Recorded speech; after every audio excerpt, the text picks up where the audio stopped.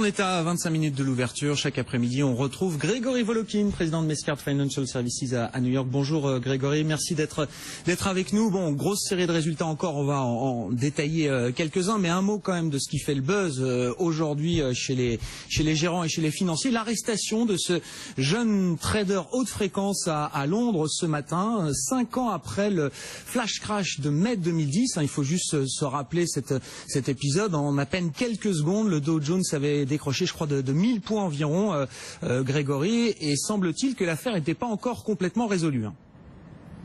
Écoutez, ça a pris d'abord, à vrai dire, quand même beaucoup de temps pour arrêter ce trader. Ce qu'il faut aussi noter, c'est qu'en fait, ce trader, non seulement il a provoqué ce flash crash, mais il a continué ses activités illégales pendant 4 ans en toute impunité. Et une autre chose aussi à souligner, c'est que il y a quelques mois, la SEC, donc l'autorité de contrôle des marchés, avait rendu son rapport sur ce flash crash et avait mis en cause un mutual fund, un fonds d'investissement américain. Donc je dirais c'est un échec sur toute la ligne du contrôle de fonctionnement des marchés.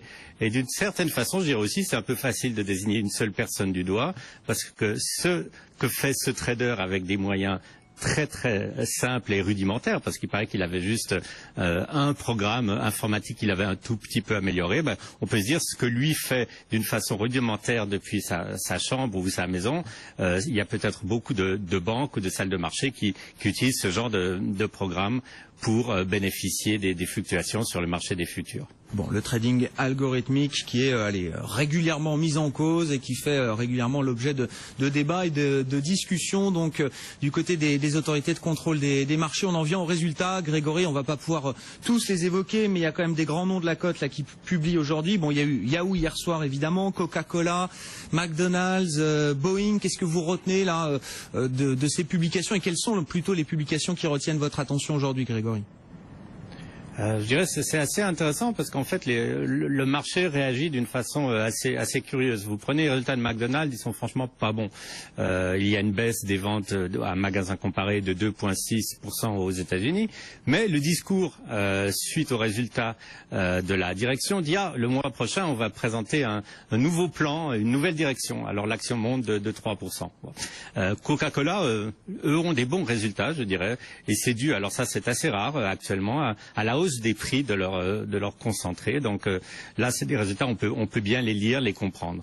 Yahoo déçoivent au niveau de leurs activités organiques, mais alors ils ont encore beaucoup de cartes à jouer, puisque d'un côté, ils disent qu'ils vont étudier la séparation ou le spin-off de Yahoo au Japon, qui vaut plus de 7 milliards de dollars, et ils disent toujours aussi qu'ils vont rendre donc leur participation dans Alibaba d'ici la fin de l'année. Donc les actions réagissent à des événements qui sont pas forcément des résultats, mais aussi beaucoup de stratégie, et la preuve même serait peut-être aussi Boeing qui a eux des résultats absolument magnifiques, mais dont l'action baisse un peu. Pourquoi? C'est tout simple de comprendre que dans la situation où le dollar est aussi fort, la concurrence d'un Airbus semble vraiment être de plus en plus redoutable. Effectivement, ça c'est sûr que le Airbus fait partie des grands gagnants européens de la baisse de l'euro. Et puis alors dans les annonces du jour qu'on attend, c'est Google qui devrait nous permettre bientôt de pouvoir bénéficier d'un service de téléphone à la carte. Oui, ça je dirais que c'est très intéressant parce que pour le moment vous allez chez un opérateur téléphonique, Verizon, AT&T, T-Mobile, ils vous vendent un abonnement mensuel, 70, 80, 100 dollars. Google, ça sera pas du tout comme ça.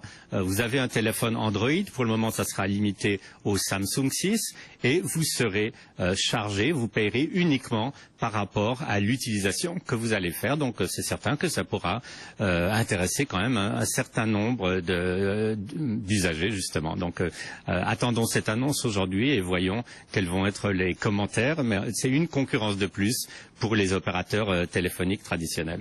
Merci beaucoup Grégory Volokin, le président de Mescart Financial Services à New York. On est à 20 minutes de l'ouverture à Wall Street. On attend pas de véritable tendance à l'ouverture, mais sans doute des arbitrages importants effectivement sur ces publications de résultats.